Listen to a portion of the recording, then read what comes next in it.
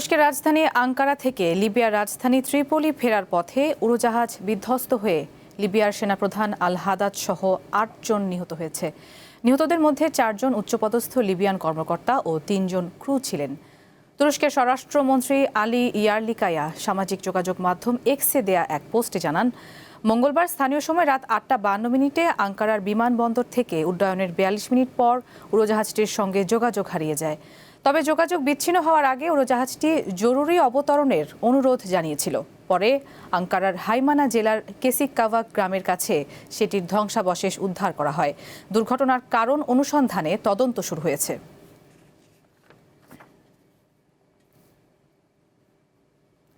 নিরাপত্তার কারণে গাজা থেকে সেনাবাহিনী কখনোই পুরোপুরি প্রত্যাহার করা হবে না বলে জানিয়েছেন ইসরায়েলি প্রতিরক্ষামন্ত্রী ইসরায়েল কাদস। বার্তা সংস্থা রয়টার্স জানিয়েছে, যুক্তরাষ্ট্রের শান্তি চুক্তি অনুযায়ী ইসরায়েল গাজা থেকে ধীরে ধীরে পুরোপুরি সেনাবাহিনী প্রত্যাহার করবে এবং গাজায় কোনো বেসামরিক বসতি পুনঃপ্রতিষ্ঠা করবে না। তবে হামাসের হামলার মতো ঘটনা যাতে আবার না ঘটে তা নিশ্চিত করতে গাজায় সেনা থাকবে বলে জানিয়েছেন কাদস। একই সঙ্গে ফিলিস্তিনি উপত্যকায় একটি সেনা ইউনিট প্রতিষ্ঠা করা হবে বলেও জানিয়েছেন তিনি।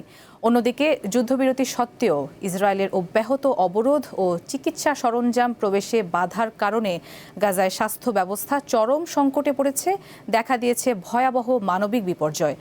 আজ আল জাজিরা বলছে, প্রয়োজনীয় ওষুধ ও জরুরি চিকিৎসা সরঞ্জামের অভাবে হাজারো রোগী মৃত্যুর মুখে এবং হাসপাতালগুলো কার্যত অচল হয়ে পড়ছে বলে সতর্ক করেছেন উপত্যকাটির শীর্ষ স্বাস্থ্য কর্মকর্তারা।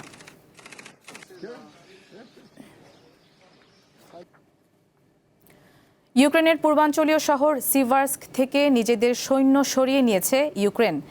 এতে করে রাশিয়ার কাছে গুরুত্বপূর্ণ এই শহরটি হারালো ইউক্রেন। মঙ্গলবার ইউক্রেনীয় সেনাবাহিনী জানায়, সৈন্যদের জীবন রক্ষা এবং ইউনিটের যুদ্ধের সক্ষমতা বজায় রাখতে পিছু হটতে বাধ্য হয়েছেন ইউক্রেনীয় সেনারা। সিভার্স্ক দখল করার ফলে রাশিয়া এখন দোনেস্ক অঞ্চলের গুরুত্বপূর্ণ শহর স্লোভিয়ানস্ক ও ক্রামাতোরস্কের আরও কাছাকাছি পৌঁছে গেল। এই দুটি শহরকে ইউক্রেনের শেষ শক্তিশালী ঘাঁটি বা দুর্গ হিসেবে বিবেচনা করা হয়। এর আগে মঙ্গলবার ইউক্রেনের সরকারি কর্মকর্তারা জানান, কিয়েভ সহ দেশটির বিভিন্ন জায়গায় রাতভর ৬৩৫টি ড্রোন ও ৩৮টি মিসাইল দিয়ে ড্রোন ও ক্ষেপণাস্ত্র হামলা চালিয়েছে রাশিয়া। এতে শিশুসহ অন্তত ৩ জন নিহত হয়েছে। সোমবার মস্কোতে গাড়ি বোমা হামলায় এক জেনারেল নিহতের পরেই এই হামলা চালায় রাশিয়া।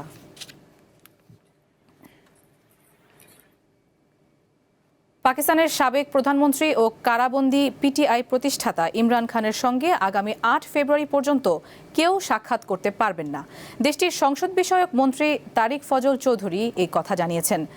পাকিস্তানি গণমাধ্যম জিও নিউজের ক্যাপিটাল টক নামক অনুষ্ঠানের এক প্রশ্নের জবাবে এ কথা জানিয়েছেন তিনি। তিনি দাবি করেন, কারাগার কোনো রাজনৈতিক দলের সদর দপ্তর নয়। এছাড়া পিটিআই রাষ্ট্রীয় প্রতিষ্ঠান ও এর প্রধানদের বিরুদ্ধে বিষোদ্গার করছে বলেও সমালোচনা করেন তিনি। সংসদ বিষয়ক মন্ত্রীর অভিযোগ, পিটিআই নেতারা ইমরান খানের সাথে নিয়মিত সাক্ষাৎ করে কারাগারের বাইরে সংবাদ সম্মেলন করে, যা অস্থিরতায় রূপ নেয়। এদিকে আদালতের নির্দেশ থাকা সত্ত্বেও কারাগারের সাক্ষাৎ বন্ধ থাকায় ইমরানের পরিবার ও দল তার শারীরিক অবস্থা ও পরিবেশ নিয়ে গভীর উদ্বেগ প্রকাশ করেছে।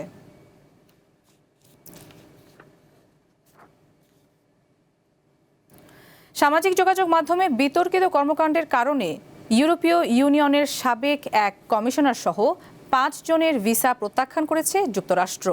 তাদের বিরুদ্ধে নিজেদের অপছন্দের মতামত ঠেকাতে মার্কিন সামাজিক যোগাযোগ মাধ্যমগুলোকে চাপ দেওয়ার অভিযোগ থাকায় তাদের ভিসা প্রত্যাখ্যান করা হয়েছে বলে ঘোষণা দিয়েছে মার্কিন পররাষ্ট্র দপ্তর। ভিসা প্রত্যাখ্যানের তালিকায় রয়েছেন ইউরোপীয় কমিশনের সাবেক শীর্ষ প্রযুক্তি নিয়ন্ত্রক থিয়েরি ব্রেটন। মার্কিন পররাষ্ট্র দপ্তর তাকে ইইউর ডিজিটাল সার্ভিসেস অ্যাক্টের মাস্টার মাইন্ড হিসেবে বর্ণনা করেছে। এছাড়া যুক্তরাজ্য ভিত্তিক অলাভজনক সংস্থা গ্লোবাল ডিসইনফরমেশন ইন্ডেক্সের প্রধান ক্লেয়ার মেলফোর্টকেও ভিসা নিষেধাজ্ঞার জন্য তালিকাভুক্ত করা হয়েছে। তবে থিয়েরি ব্রেটন যুক্তরাষ্ট্রের এমন সিদ্ধান্তে ক্ষোভ জানিয়েছেন। তার দাবি, এর মধ্য দিয়ে উদ্দেশ্য প্রণোদিতভাবে হয়রানি করা হচ্ছে। যুক্তরাষ্ট্রের আরোপিত অবরোধকে সমর্থন বা অর্থায়নে জড়িতদের বিরুদ্ধে কঠোর শাস্তির বিধান রেখে নতুন একটি আইন পাশ করেছে ভেনেজুয়েলা। এই আইনে দোষী সাব্যস্ত হলে সর্বোচ্চ ২০ বছর পর্যন্ত কারাদণ্ডের ব্যবস্থা রাখা হয়েছে। প্রেসিডেন্ট নিকোলাস মাদুরোর শাসক দল নিয়ন্ত্রিত জাতীয় পরিষদে মঙ্গলবার আইনটি অনুমোদন দেওয়া হয়। আইন প্রণেতারা বলছেন, দেশের অর্থনীতিকে সুরক্ষা দেওয়া এবং সাধারণ মানুষের জীবনযাত্রার মান অবনতির হাত থেকে রক্ষা করাই এই আইনের মূল উদ্দেশ্য। সংবাদ মাধ্যম আল জাজিরা বলছে, আইনটি পাশ হওয়ার ঠিক আগের দিন যুক্তরাষ্ট্র ভেনেজুয়েলার সঙ্গে সংশ্লিষ্ট কয়েকটি তেলবাহী ট্যাঙ্কার জব্দ করে।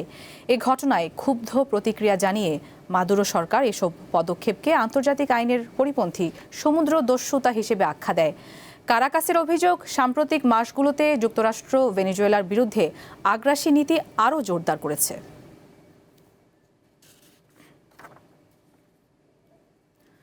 যুক্তরাজ্যে ফিলিস্তিনপন্থী বিক্ষোভের সময় পুলিশের হাতে গ্রেপ্তার হওয়া আলোচিত সুইডিশ অধিকারকর্মী গ্রেটা থুনবার্গকে জামিনে মুক্তি দেওয়া হয়েছে বলে জানিয়েছে পুলিশ। প্যালেস্টাইন অ্যাকশন বন্দীকে সমর্থন এবং গণহত্যার বিরোধিতা লেখা প্ল্যাকার্ড বহনের অভিযোগে সন্ত্রাস বিরোধী আইনে গ্রেটা থুনবার্গকে গ্রেপ্তার করা হয়েছিল। স্থানীয় সময় মঙ্গলবার মধ্য লন্ডনের আসপেন ইন্স্যুরেন্স অফিসের বাইরে বিক্ষোভ করেন ফিলিস্তিনপন্থীরা। এতে অংশ নিয়েছিলেন গ্রেটা। তাকে আগামী মার্চ পর্যন্ত জামিনে মুক্তি দেওয়া হয়েছে বলে জানিয়েছে লন্ডন পুলিশ।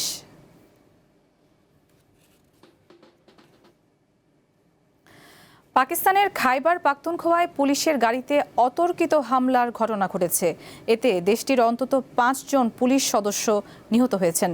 দেশটির সংবাদ মাধ্যম ডন জানায়, স্থানীয় সময় মঙ্গলবার খাইবার পাখতুনখোয়ার কারাক জেলায় পুলিশের একটি গাড়িতে অতর্কিত হামলার ঘটনা ঘটে।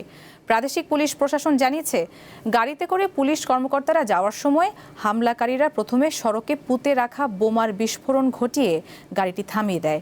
এরপর পুলিশ কর্মকর্তাদের লক্ষ্য করে গুলি ছোড়ে। এতে ৪ কর্মকর্তা ও গাড়ির চালক নিহত হন। জেলা পুলিশের মুখপাত্র জানান, ঘটনার পরপরই এলাকায় পুলিশ মোতায়েন করা হয়েছে।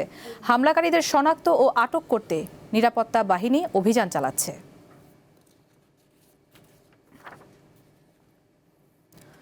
সৌদি আরবের পবিত্র মসজিদে নববীর মুয়াজ্জিন শেখ ফয়সাল বিন আব্দুল মালিক আল নুমান মারা গেছেন। গত সোমবার সন্ধ্যায় তিনি মারা যান। বেশ কিছুদিন ধরেই শারীরিক জটিলতায় ভুগছিলেন তিনি। স্থানীয় সময় মঙ্গলবার ফজর নামাজের পর মসজিদে নববীতে তার জানাজা হয়। পরে মদিনার ঐতিহাসিক জান্নাতুল বাকি কবরস্থানে তাকে দাফন করা হয়। শেখ ফয়সাল নুমান দীর্ঘদিন ধরে মসজিদে নববীর মুয়াজ্জিন হিসেবে দায়িত্ব পালন করে আসছিলেন।